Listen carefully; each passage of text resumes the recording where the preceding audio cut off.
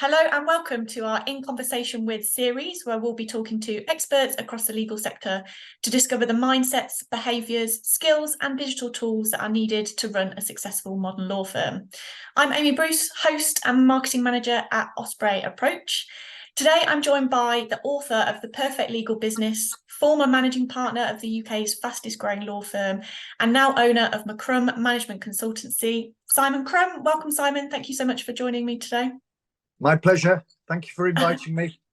Absolute pleasure. So today we'll be discussing how law firms can hone their competitive advantage and deliver exceptional client service. So we'll cover how to stand out from the competition and deliver a service that encourages 5-star reviews and increased recommendations. We'll also discuss the best practices on pricing models, empowering your team to deliver a great service, and how to ensure you stay profitable too. So, I mentioned that you're the author of The Perfect Legal Business, which I have with me today. You can't really see it very well. Yep, there we go. You've got a better view of it than mine.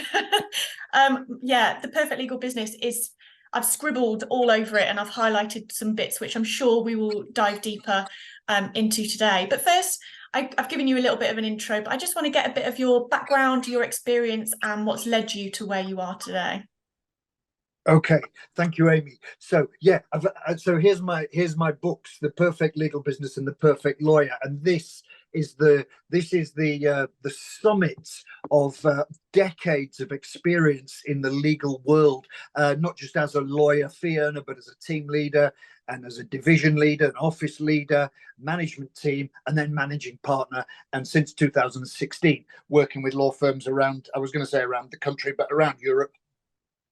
Helping them with what turn out to be a remarkably similar set of challenges wherever you go. And I've worked with a law firm in Africa as well, and they had exactly the same challenges that all law firms have. My background is that I've worn all the hats that it takes to run a law firm, whether that's business support, because I stopped fee earning and I moved across into business support as director of business development and director of marketing, and as part of the management team. I've been a fee earner, a team leader. I've done it all. I've made a mess of everything, and I put all that together now, and I try to see, I can understand lots of people in different roles in law firms, and that's the key. You can't write this you can't, much as I've done it, you can't get it all out of a book. It's all about understanding demanding, complicated, high performing people, I hope it's okay for me to say I'm one of them. We've all got buttons and we all just need things explaining, and we all just need treating in a certain way. So that's what I do, Amy. I pull it all together, and I hope I like to think I move blockages so that things move forward a lot quicker, so that things move forward in a way that I never quite achieved in my own firm, I'm sad to say. Yeah, I mean, you said you made a mess of it all, but actually the best outcomes come from failure, and perhaps we'll touch on that a bit later, but you can't know what to do or what not to do unless you've messed it up or failed in the first place. That's where all the nuggets of gold come from, isn't it? Absolutely right. If you only have to look at NASA, some of the absolute sad catastrophes they had, that got us to the moon. So I totally. Hey, I'm going to fight my corner a little bit. I didn't make a mess of the whole thing. I got one side of the coin. I got two sides of the coin beautifully right. The third side, I totally didn't capitalize on, which we can talk about. Yeah, no, definitely. So yeah, we'll dive into the Perfect Legal Business, your experience, a little bit more. But firstly, I just want to give some quick takeaways for the listeners. I hope they stick around and listen to the whole interview. But if they don't, if they've only got 5 minutes, with the power that is hindsight, what are the top 3 lessons you've learned about running a successful legal business? Okay, so there's 4. Can I have 4 on my desert island? Yeah. Okay, you need good people and nothing but good people. If you've and they're different things, they're different demands. You need good people, obviously, but if you've got bad people, whether that's attitude, behaviors, performance, that completely undermines your good people. So having 10 good people and 2 bad people, the 10 are hampered seriously. So I would be very militant about flying the good people flag. That's number 1. Number 2, We're all lawyers, and all the business support managers and that are in a law firm. We're all clever people. We're all free spirits. We're all ambitious. Everyone's got ideas, and they're lying awake at night thinking how to do things and how they'd like. There has to be rules. There have to be rules. Freestyle times 10 or times 100 or times 500 leads to complete chaos. There have to be rules. It follows from that the managing partner or the chief executive, the lady or gentleman in charge, has to say no. Much as you'd like this idea and you'd love to say to, partner X or lawyer Y or business support Z, much as you'd love to say, yeah, please go on, pursue your dreams, it doesn't work. You have to have rules. So the third thing is, it's all about money. And people might roll their eyes when they hear that. It's all about money. We did beautiful things. We took our eye off the money ball. It changes everything for the worse and quickly. So actually, that's my 4 points. The saying no was the fourth one. So those are the things I would absolutely grab and run with. And they would be non-negotiable now, Amy, if I was running a law firm. Yeah, 100%. I think that word chaos and people having their own ideas and rules just screams to me the word team, and that you have to be pulling in the same direction. You all have to be a team. I think typically maybe lawyers or law firms work in a lot of silos. They work alone. Whereas the key to your whole book, to be honest, and your whole ethos is you have to be working as a team. Yeah. If you, again, if I like to give graphic portrayals of what I'm saying, having a load of people on a lake rowing round in boats going round in circles doesn't get anyone far. The power of these brilliant people when they're in the same boat rowing hard in the same direction, that power is unstoppable. And there's a transition period when you go from multiple boats on a lake into getting into one boat and rowing. There's a transition period, and it's quite hard, and a lot of firms just simply don't get there. Yeah, no, and like you said, it is hard, and I guess that's why you're here and why you've written this amazing book to help people and guide people. So I actually heard on today's Conveyancer podcast, you were on there, and you described the difference between a perfect legal business and the perfect firm of solicitors. So I thought that was a great place to start in our conversation, if you wouldn't mind explaining what the difference is between the two. Yeah. Well, now history is littered with the perfect firm of solicitors that didn't quite make it because they're missing. There's one imperative they are missing, and it's one of the four takeaways I just mentioned. You have to make this business about the money. What the amount of cash. So any business has got, it's got money going out. Typically, one of the biggest things would be salaries. The amount of money that goes out of a law firm's door on about the 28th of every month is absolutely crippling, unless there's much more than that coming in. It has to be. And that salary payment, the salary bill, is going up every month. People want more and more money. And businesses, law firms, are having to give that. And if they don't, of course, going to cost them dearly because lawyers leave. Well, what I fear is happening, and frankly, I see it, is that lawyers are meeting the salary demands. They are being proactive, but their cash and their profit behaviors aren't keeping up with that. And it's hastening the closing in of walls. It's really tough to maintain the torrent inflow to keep up with the torrent outflow. The perfect firm of solicitors was about various things, but it wasn't about cash inflow.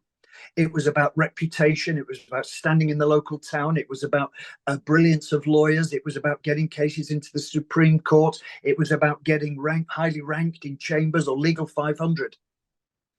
But there's an eerie silence when you look at the business. I mean, there are law firms out there that are only able to really function because they're now at last earning interest again on client deposits. I mean, that's staggering, isn't it, when lawyers are charging £200, £300, £400 an hour? Why aren't they making money? And the answer is they haven't got enough rules, team players all rowing in the same business direction. And that's the difference between the perfect legal business and the perfect firm of solicitors. Yeah, exactly. It always goes back to that team player, that rules, that everyone pulling in the same direction in order to get the cash in. That's what matters. There's no point having cases and clients if you've not got cash to keep the lights on, I suppose. Yeah. And it was one of, so I say of the three sides of the coin, we did amazing things, truly amazing things I'm very proud of for our clients. We did amazing things for our people that I'm truly very proud of. We just didn't chase the money. Provided the teams hit their billing targets, everything was fine. Billing targets were too low. They were artificially low because you can hit your billing targets. I see it all the time. You can hit your billing targets by billing 2 chargeable hours a day. Well, what about the other 5? What about the other 2, 3, 4, 5, whatever? It's just not enough anymore. And I genuinely believe a moment is coming where the law firms have to change finally and completely and stop sending out emails saying, hi, everyone, get your time recording up. It just doesn't work. And there's now a disconnect. Such are the overheads and the direct costs, the lawyers' salaries. Now in the legal profession, that the previous lackadaisical attitudes, we've hit our billing target, it's just not enough anymore. There needs to be a completely new business efficiency in terms of turning effort and passion of the lawyers into cash. Yeah, definitely. It's looking below those vanity measures, isn't it? And looking below the bonnet to make sure that at the foundations, at the surface, it's all working as it should, and it's all bringing up to that resource that people need to run a successful business. I mean, you said one of the key things that you're really proud of is the way you serviced your clients. And reading your book, I thought it was, yeah, incredible, the effort that you'd put into making sure the culture aligned with the service you want to give. And one of your recommendations in your book is to have a service pledge. Now, Yep. Normally a sort of customer service pledge is aligned to customer service teams. Maybe you'd see that in a software company, perhaps. But what's your meaning of a service pledge? Why is it a good idea? And what's sort of included in that? Okay. I'd love to have 1,000 people in a room now, and 1,000 adults, and I would then say to them, hands up everyone who's used a lawyer. And pretty much most of them might put their hand up. It might have been typically about a house. It might be an employment case, personal injury. And then I would say, how was it? I talk to people all the time. It's my business to talk to people who use lawyers and that. It's not a great experience. It absolutely is not. And I'm, it's terrible that I can still use this phrase that lots of people I know have used a lawyer but haven't got a lawyer, have used a law firm but haven't got a law firm, because they leave thinking, oh, well, I got the house, but that was a nightmare. I had to do all the running, and so on. Now, if you could change that so that every time someone touched your law firm and used you, whichever team it was amazing, then a number of things would happen. Firstly, you've laid the fertile ground for that client to now start thinking, crikey, we've got lawyers. Okay, so they're going to come back, particularly if you cultivate that relationship by cross-caring. Secondly, when everyone is in the pub or the golf club or wherever, or parents in the playground or whatever, and they're talking about what a nightmare they're having with their lawyers, your happy client will be part of your sales force. They will be your marketing. Thirdly, price goes out the window. Well, you're a bit dear, but crikey, it was amazing. And for all those reasons, it's a very good thing to do. Now, I work with law firms to make this happen. And I don't mean by putting some words on a website or something, by drilling down and by all of us sitting around, everyone, the receptionist, the IT people, the accounts people, the managing partner, the team leaders, everyone. And we design what we are capable of, what we genuinely, and later when we get into the groove and we start seeing we'll add more. So often a service pledge is a starter service pledge because it has to be authentic. Now, I know law firms, I know, I know networks of law firms that have got, a standard service pledge on their website. And you say to them, and as I did, do your staff know about that? And the answer was, do they hell? That's not a service pledge, Amy. That's some words copied and pasted. So I'm talking about you go down and dirty and you start saying, right, and then you have a commitment from management that will celebrate people putting their hand up if they letting the service pledge down. And then management will address it and fill the gaps or put in extra resources. It's a deep, deep thing, this. It's called a brand. And it's not words, it's a brand, and it's everyone in the boat. It's part of the boat that I was talking about, and everyone's on it. And as I used to do it, I used to ring clients. If someone couldn't ring them, I would ring them. There was you were proud. And the other thing is, you've got to ask people how you're doing. Real time, as I explained in the book, we texted people every 2 weeks or every month, according to what they wanted. How are we doing? Are we delivering? That's different to copying and pasting some words and putting them on a website. I'm the managing partner. This counts to us. How are we doing? Of course, this is all great, and I'm very proud of it. And I'll blow my own trumpet forevermore about it. Problem is, I didn't charge for it, Amy, because this was Bentley service and we were charging Ford prices. That's exactly it. And we'll touch on pricing in a minute because that is so key. It's also a really big topic right now, so we will definitely come back to that. But Okay. what I loved what you said there is it's not just words on a website, it's your behaviors, it's how you hold yourself accountable and hold everyone else accountable.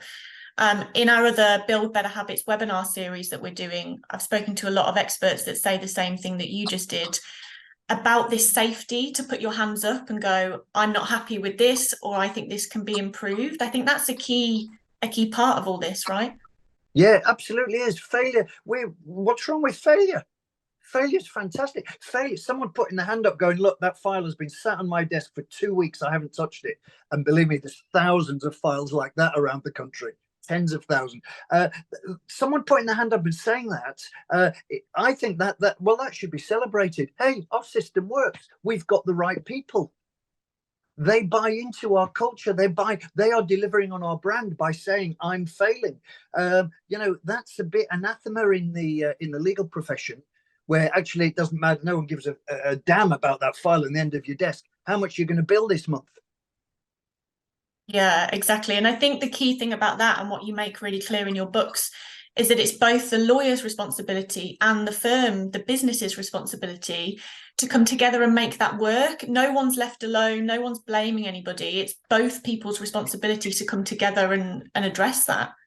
Absolutely. There isn't, us and them. You try running a law firm without accounts or without IT or with marketing and watch what happens. Us and them, I find it abhorrent. I always have done. Yeah, again, it goes back to that teamwork and the boat. I'm sure we'll mention that again later too. Another one of your rules in your book is to say no more. Now, I think a lot of people would think customer service is all about saying yes and the customer's always right and doing the best for the customer. But actually, sometimes what's best for them and for us as the business is to say no. Can you touch on why that's so crucial as part of the delivering great client service? Yeah. Okay. Saying no is important from a number of perspectives to my mind. Firstly, as I mentioned earlier, in any law firm, you have got countless brilliant people with ideas. You cannot run a business if everyone's running in around the 360-degree spectrum of directions. Everyone has to pretty much be focused in one way, and that means saying no to some of the stuff that might distract you. There's 1,000 distractions going on. And it's having the courage to say no. But actually, it's how you say no. If you just say no, go away, you're not going to make many friends internally. But what you can say is, look, we've got a team effort. We're kind of going there. We decided it all together, if you remember. We're going there. That's a distraction. Let's park it. Please put your considerable energies into rowing this way with everyone else. But I'm not saying no. What I'm saying is not yet with your idea. Let's go this way, because the power of 1 + 1 + 1 isn't 4, it's 12. So come on, let's not have lots of singular individual efforts going off all randomly. Let's go that way. So you've got to say no then. Then there's, in terms of saying no to clients generally, you cannot deal with every client's every wish. You have to, in my mind now, we took anyone on. I would now start pricing the work in a certain way, because we would be delivering the Bentley service like I talk about, but we're going to price that right going forward. That's what I would most definitely do. And that's a way of saying no to certain people. Oh, well, that's a bit dear. I can get it cheap down the road. Well, please do. Go down the road. If you want cheap, you can actually go on the internet and get it even cheaper. So we are here, and that's us effectively saying no. And then there's you're saying no in other ways. No, we're just not very good at that area of work. So we don't do it brilliantly. So we're not going to do it at all. Dabbling. Boy, I got bitten by some dabbling experiences that some of our lawyers have decided to take on. It's again part of the rules. We're not brilliant at that, so we are simply not doing it. So again, saying no, and saying no to all sorts of things. I mean, law firms are just targets for every scam going, every marketing scheme, every directory, everything. Just say no, because I can guarantee the following day you'll still be in business. Yeah, and I guess that's my sort of follow-up question is when profits and cash flow feel tight and everyone's feeling the pressure, it can feel like you're potentially passing up on an opportunity or passing up on something that can keep you afloat if you say no. What sort of advice would you give to law firms who are feeling the pressure but know they're not probably taking on the best case or the best client? Yeah, be strong, be brave, stick to your guns. Quality hasn't gone out of style. There are plenty of people who will pay for quality of service, but it has, you have to deliver on that, as in the ways we were talking about. Be brave. Everyone is trying to involve you in other stuff. They're trying to help you. They're trying to get you to help their business. They're not interested in helping yours. Ask what is going to help yours. And the answer is, it never goes away in law firms. What's going to help your business is pushing the case forward, telling the client where the case is up to, keeping the client happy, charging the right price if you can. If you do legal aid work, just make sure you're making maximum money with having the right accreditations, the right time recording behaviors to get cases to the higher thresholds. All of that, whatever you're doing, make maximum money on every case, and then make maximum cases out of every client. That's it. That's as good as anything else that comes knocking on your door saying, pay us X and we'll do Y. Yeah, and I think you touch on it in your book quite a lot, is the idea of saying no to more cases if you've not got time to deal with the ones you've got, because the more time you push back the ones you've got, the more it affects your reputation and your service and your clients' willingness to recommend you or come back to you. Correct. You're also increasing risk. One of the other walls that's closing in on law firms is professional indemnity insurance and having claims against you. Doesn't matter if the claim never gets anywhere. You've still got to notify your insurer. And if you've got a file that's sat on the desk and it's not moving month after month after month, you're heading towards a claim. Yeah, and I mean, we've seen so many firms go under or have to be acquired because of the cost of that is constantly rising. So yeah, I mean, that's the biggest risk of all, isn't it? You mentioned about offering a Bentley service and charging a full price. Now, pricing is such a hot topic right now. We recently did a webinar on pricing and it was our busiest yet, because I think people are a little scared on how to move away from the traditional, perhaps, or don't really know how to know their value and know their worth. So I wanted you to share your advice on how should firms be managing their pricing model and how crucial is it to the client experience? Okay, my first thought, I've just heard you say that was your busiest call ever. I'm not surprised. Changing pricing and the ability to charge more on a case. Lawyers love that because it means they don't have to change any behaviors. It means nothing has to change structurally in a firm. Everyone can carry on. They're just going to make more money by screwing a client a bit more. you know, turning the screws a bit more to make a few more quid. That's not a business. To me, that's not a business strategy. So I've worked with firms that are doing all sorts of things on pricing and all their staff are still leaving. They've got professional indemnity problems. They're not winning new clients. They've got no differentiators. Pricing is just one thing. It's one part of a map, a roadmap that can get you to a better place. My next point is, everyone seems to be talking on LinkedIn about the end of charging by the hourly rate. I haven't seen it anywhere. It's the mainstay of the legal profession. Deliver an amazing service. Clients are willing to pay on an hourly rate, and a higher than ever hourly rate. But you've got to deliver on a service pledge. So pricing, I would say, my mind in my work with law firms is keep doing what you're doing. You do not have to do anything radical. It doesn't always work for clients either. You know, people talk about giving clients a fixed price based on the value of a job. Well, that can work for a client if the price is low. But the example I always used to think of when I was a fee-earning lawyer was you might have a company would say, listen, can you do our terms and conditions for us, please? It's a small job.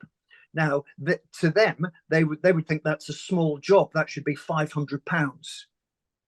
Their entire company and its future is based on their terms and conditions. If that was a value-based pricing, that should be £50,000. Clients don't like that. They like fixed rate value-based pricing if the price is low, the ultimate price. So I say deliver the service. Hourly rates work beautifully. Yeah, I think the key in terms of value is, like you said, sticking to that service pledge and providing value in the way you deliver that service to make sure that your price aligns. So it's making sure you call them when you say you will, making sure that they don't have to chase you on updates. It's all those small things along the way that add up and make the big difference. Yeah, but and the other thing is, you should frame the discussion with the inquirer, the caller. How much are you an hour? Well, sorry, you don't want clients like that, because all they're doing is comparing you to the cheap guy the cheap lawyer down the road. So that the answer shouldn't be let's say the answer shouldn't be £300 an hour. The answer should be, well, here, let me tell you what you'll get first, and let me tell you how you'll get it. So what you'll get is you're not getting an hour, you're getting 25 years of experience. And how you'll get it is it'll be wrapped up in our service pledge. That all comes at a price. For all of that, if you remember what it was like using a lawyer last time, you won't get that with us. And therefore, we charge £400 an hour. It's not for everyone. If you want cheap, go on the internet, but that's us. Yeah, and that exactly ties in with your say no more as well, is that you're attracting the clients that you want and will provide value for your firm, that are profitable, that are easy to deal with as well. You don't want to have to come in and feel like you're dealing with people that are dragging you down in your day. Like, you want to be able to deliver the value and do your job well, and that requires good clients, essentially. Yeah, and the other thing is, clients who are always just obsessed with how cheap can you do it, they're not very good for the future of your business if you've got other teams. So what you want is people that are going to pay an okay price. Okay, if they don't gulp, then your prices aren't high enough. But people will buy quality, and people like that have got other needs. So that they'll be open, especially if you deliver on your service pledge. It's my whole 007 thing. People that want cheap are going to use you for matter 001, and then when they want something else, they're going to ring around and get the next cheap price. Value buyers who like a good service, who value the fact that you are moving heaven and earth to not only deal with a big thing for them, but to make their life better as well during it, will pay more and come back to you and use you to help, to get their affairs in order when you come to them with your proactive offering. Yeah, it's like you said, it's about that cross-client care, isn't it? And all of that means that you're aligned with your values. You're aligning your service pledge, your behaviours, your habits, your services with your purpose and your values, and then you attract clients that align with those values too. It's a lovely circle. Yeah. It's the purpose. The boat I was talking about is HMS Purpose, HMS value, HMS pride. It's about being pride. There's too many law firms only have one measure of success, and that is, did we hit our billing target? Well, even in business terms, that's utterly flawed. But it's about more than business. It is about professional and pride and human reasons as well, human measures as well. Yeah, exactly. We're all humans at the end of the day. The people in the firm, running the firm, coming to the firm, we're all humans, with the same needs. You just touched on there that the key value that a lot of firms are looking at are billable hours. Obviously, if we're looking to have this service pledge, we're looking to hone our competitive advantage and making sure we're delivering this excellent client service. What do you think are the measurables and the success measures that you think firms should have in place aside from the billable hours? Okay, let me correct you. That isn't what I said. Billable hours is a very particular thing. What I talked about was billings. And there's a huge difference between billable hours.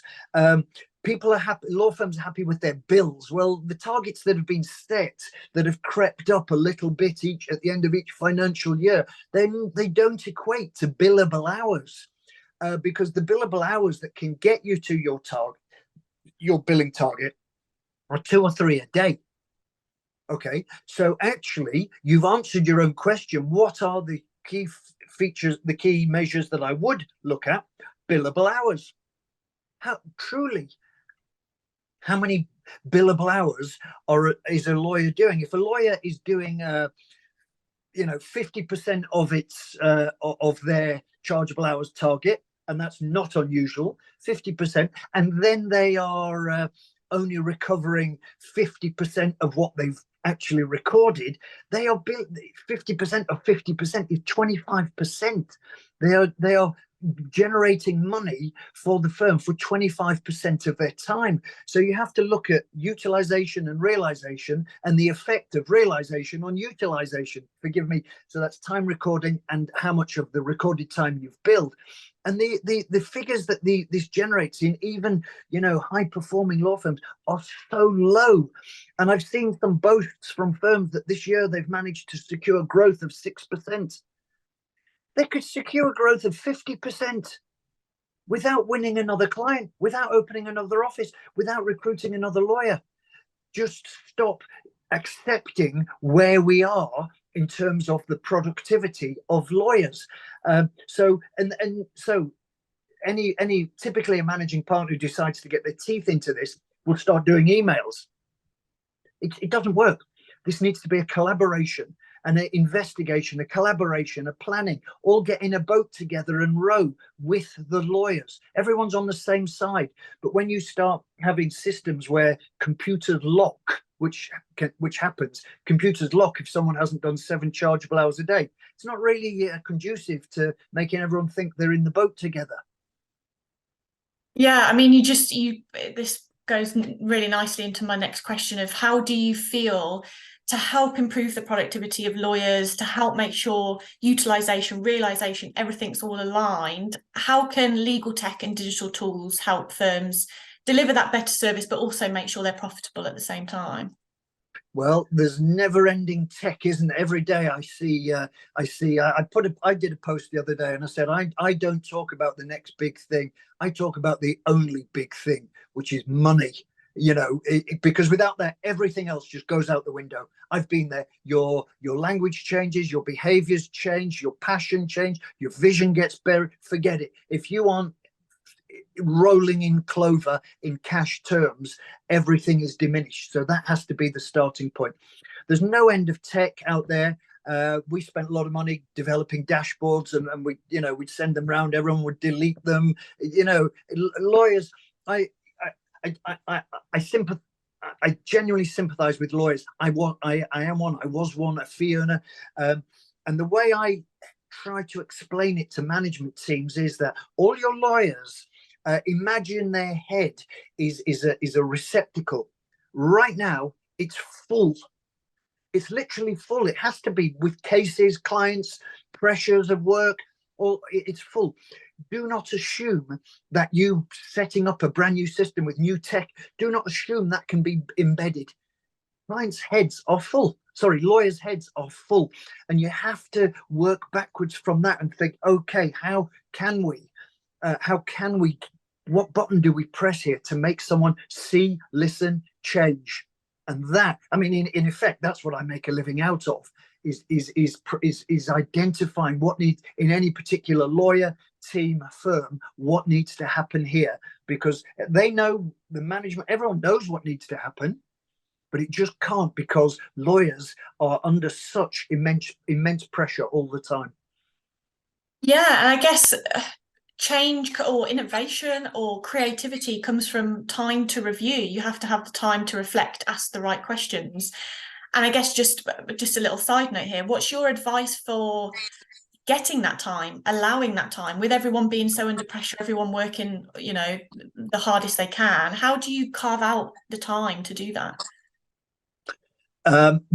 Of course, being a lawyer, I would say it depends, but pretty much dependent on the work types the lawyers are doing in a firm. You've got my overall theme, and I hope it's coming across here, I hope it comes out of my book, is do less better for more. If you've got 1,000, obviously it's an exaggeration, but if you've got 1,000 cases, you can forget innovation. You can forget new tech embedding. No one's got any time. I was there. You're literally putting fires out all day, every day. If you can do less better for more, you've got time to think, and that allows you to deliver the service, which allows you to charge more, etc. And around it goes. It's a spiral upwards. Yeah, I think that tagline you have, do less better for more, it sums it up. It brings all the client, the pricing, the profitability all together, and allows you that time and that space to review. Correct. And I guess, a key element of great service is that continuous improvement. What was considered exceeding expectations yesterday is probably the norm tomorrow. Not so fast. Not so fast, Amy. No, it in some ways it isn't, because lawyers are not. This isn't. There's very few law firms truly trying to keep up with to deliver a great service. They're all talking about it, but it's just not happening, because people think it's something you just mentioned at the staff quarterly meeting. It's not. There's not enough law firms that are getting down, dismantling their business, and recognizing that it's all about the team structures and making sure all plates are spinning all the time. So when a law firm says to me, yeah, we're brilliant at service, we do this report once a month, we check that there's been activity on every file. Once a month? Sorry, when you've got a legal case on, that might be a divorce, a child matter, it might be a business dispute, whatever, a month is an eternity. That's not service. That is, a day is an eternity. A week is an eternity. It shows that kind of a limited approach shows zero grasp of what it's like being the client of a law firm. I guess you make a great point, actually. Maybe it doesn't change because the fundamentals are always the same. Everyone wants to feel honesty, trust, communication. They don't want to feel stressed. It's about, like you said, putting yourself in their shoes, isn't it? And having that empathetic approach on what would you want if you were in that situation? Yeah, so that comes from the top management. The key people in all of this are the HODs, or the team leaders. And again, with all the firms I work with, if any of them are watching, they'll know exactly what I'm saying. The HOD, the chief exec, the managing partner, they are the ultimate policeman or woman of the brand. Below that, they delegate authority for building the brand, delivering on the brand. Brand isn't a logo. A brand isn't a name. A brand is a promise. And the ultimate deliverer is the chief exec. Below that, you have middle management called the HOD. What is going on in their team? Are they delivering on the firm's service pledge, on the firm's brand? And all too often they're not. They're a busy fee earner. They're up to their eyeballs themselves with their own caseload, and all they're bothered about is, because all that management is bothered about is what we're billing this month. Not how are we doing on our promise. The money flows. I mean, you get that right, and then you get the brand right, you articulate it right, you deliver on it, you price it right, the money follows. Instead, we're chasing a much lower amount of money because we're not got anything to really chase it for. Yeah, absolutely. I think the term brand just sums it up. Like you said, typically anything to do with brand or marketing is seen as pretty colours or logos, but it's exactly that. It's a promise. It's a promise to that service pledge. It's a promise. It's the reason why you get up in the morning, is because you come to work to change people's lives and deliver that excellent service. I think that leads us lovely onto our sort of last question is, what do you think are the future challenges or trends or things that people should be absolutely focusing on to make sure firms are delivering and are running a modern, successful business? The thing that's going to cripple law firms, it's already crippling them. And it's I would say a handbrake, but it's a handbrake and a parachute. It's a bump in the losing your lawyers debilitates a business, a legal business. If you just think about the numbers involved here, a lawyer, let's say a lawyer's becomes disenchanted, well, their productivity is going to go down for probably months. Then they hand their notice in. Well, frankly, they're going to switch off, aren't they? Then you've got 3 or 6 months. Then you've got to go out and find a lawyer to replace them, and they'll be on a 6-month notice period. And then they're going to come in. Then they're going to build up. You've lost about a year of money. Now you times that by 10 in a medium-sized law firm, or 5. That's all the year's profit gone in many law firms. That's the seriousness of all of this. I work with a recruitment company called Realm Recruit, and their research has just shown that now, it was different last year, now the single biggest reason people take a recruiter's call is pay. I mean, it's obvious. Cost of living, mortgages, everyone, money is now last year it was flexibility, now it's money again. Law firms have got to match and beat the salaries that are out there, and if they don't, they're in trouble for the reason I've just described. But the problem is their business improvement is not keeping pace, so they are going to be meeting those pay demands because they've got to, but they're not generating the cash, and that only leads one way, and it's towards planet pain. And the biggest thing I would say to law firms is stop thinking your business model is okay and all you've got to do is roll it out a bit more. It's not. Drill down. Is each machine working beautifully? Then you can get 30, 40, 50% growth without doing anything, and that's growth in the top line, which drops straight down to the bottom line because there's no additional overheads. That's the priority. Stop thinking that the billing target is everything. Well, I think I couldn't have said it better myself. I think that wraps up everything we've said about the lawyers, the culture, the values, leaning into the service, what you can deliver to your clients, leaning into what you can pay and how profitable you are. I think that all leans into one another. And I appreciate your advice and your experience. And thank you so much for joining me today and sharing that with our audience. There's a lot to unpack here and a lot for lawyers to get started on. But I highly recommend The Perfect Legal Business. If you want more depth on what Simon has spoke about today, that is the place to go. But yeah, thank you, Simon. Really appreciate your time. Thank you for having me, Amy.